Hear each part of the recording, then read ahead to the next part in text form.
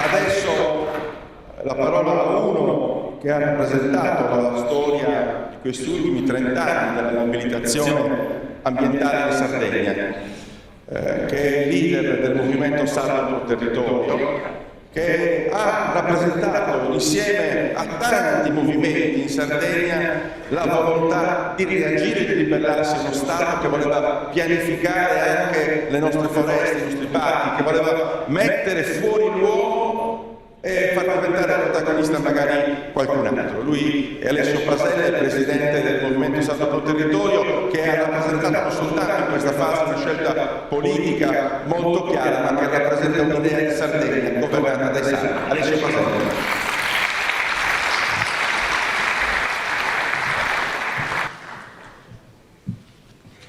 Buonasera a tutti.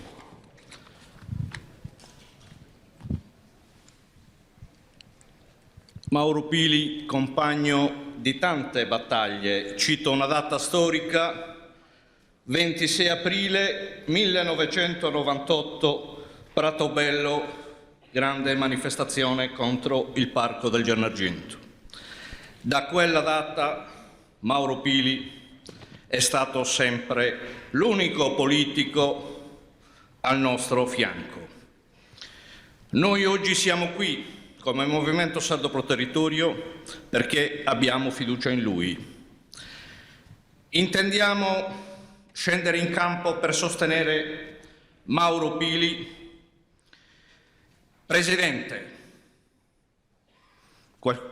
chi mi ha preceduto ha parlato Mauro Pili, sindaco della Sardegna. Bene, Mauro Pili presidente o sindaco della Sardegna, ma Mauro Pili, ribadiamo la richiesta che deve guidarci per tracciare una svolta necessaria per la nostra terra. Intendiamo, assieme a Mauro Pili, Presidente, restituire dignità a tutto quel mondo rurale per il quale ci siamo battuti in tutti questi anni, al mondo venatorio, vessato e tradito, al settore della pesca, a tutte le attività legate al mondo della cultura, alle tradizioni, quindi anche agli allevatori, agli agricoltori, alle piccole e medie imprese, a tutte le espressioni della società sarda. Insieme a Mauro, assieme a comitati, associazioni, movimenti e quanti d'accordo, intendiamo fare una battaglia storica, questa volta politica, per una politica nuova e alternativa per l'ambiente, mirata a fondare un'economia autogovernata della nostra terra sarda, con le comunità locali, con i sardi liberi protagonisti del proprio ambiente e dell'autogoverno del territorio e dello sviluppo. Siamo stanchi di questa partitocrazia devastante che ha causato e sta causando una crisi mortale delle zone interne alle coste di tutta la nostra terra, per tutto il tessuto delle piccole e medie imprese.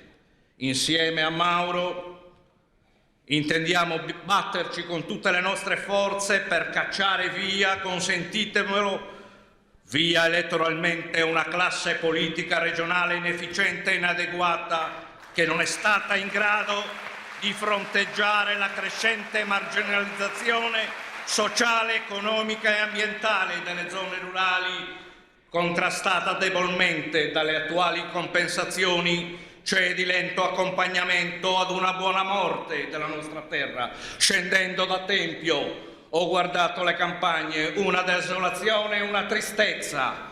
Non c'è più il bestiame su quei terreni, c'è solo segnale di dismissione, segnale di morte civile.